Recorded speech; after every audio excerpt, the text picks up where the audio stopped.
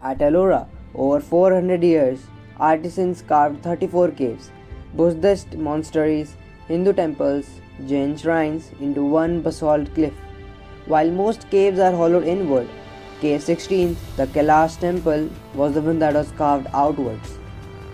The temple stretches nearly 270 feet in length, 150 feet in width, and rises about 100 feet high. That's as big as a football stadium. And no, it's not just a regular temple.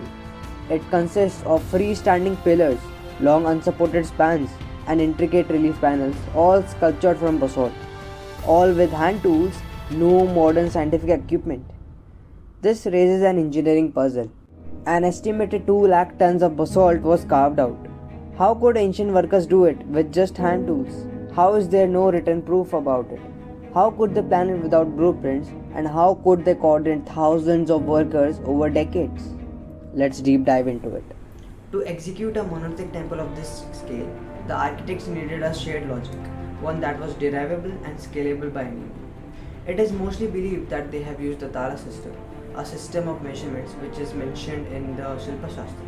Shilpa Shastra is a text that mentions all about Indian architecture and design. In this system, the master architect decides a base unit, and with the help of that base unit, all the dimensions are determined proportionally.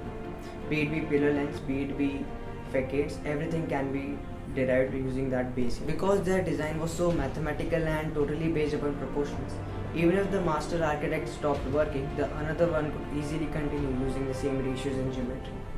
This eliminated the need of written plan, and that is the best explanation to why there are no surviving blueprints or record about the construction of this temple. The knowledge lived in their minds and in the hands of the artisans. But what's the big deal? Why is Kailasa such a difficult feat? The medium basalt is the answer. Part of the Deccan traps, which is hard, durable, and brittle under tensile strength. This implies that carving cannot rely on gradual wearing away. Instead, controlled fractures must be induced. One incorrect strike and one hidden fissure could ruin the entire section.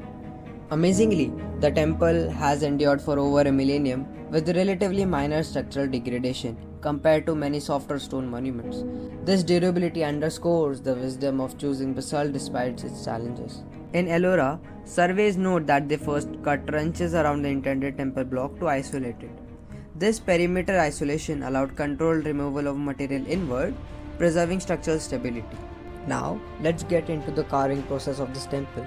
What tools and what techniques did they use back then? Studies show that the Kailasa Temple was built by cutting down a huge rectangular box out of the cliff. That was done so by digging down deep trenches to separate it from the mountain and then carve it down from the top to bottom. This method has been proved by archaeological and architectural studies done on site. Now, what made this possible? Material and metallurgical evidences from early India show that ironwork was already advanced long before Kailasa was built. The best example of this is the iron pillar. Its rust-resistant iron show that Indians had mastered the skill of making strong iron tools centuries earlier. So it is very likely that artisans at Ellora used iron chisels, hammers and other tools to shape their basalt rock. Speaking of basalt, the rock here has a unique fracture pattern. When lava cooled millions of years ago, it formed vertical cracks. These cracks appear roughly every meter, giving the rock a natural layered texture. So it's pretty evident that the ancient engineers knew about this behavior of the rock.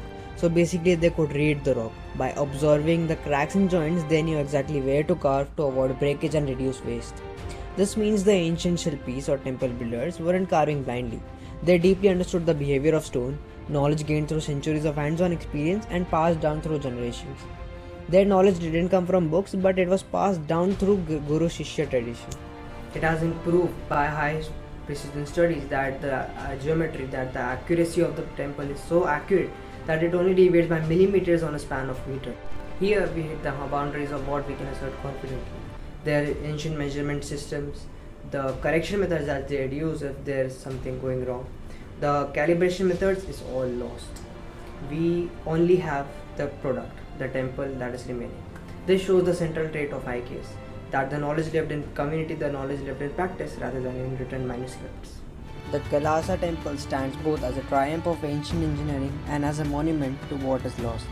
It shows us that the Indian knowledge system could integrate mathematics, material science, geometry, acoustics, and craft into a living tradition. What survives in stone is the result, but what we lost is the living tradition behind it. Thank you for exploring this engineering mystery with me.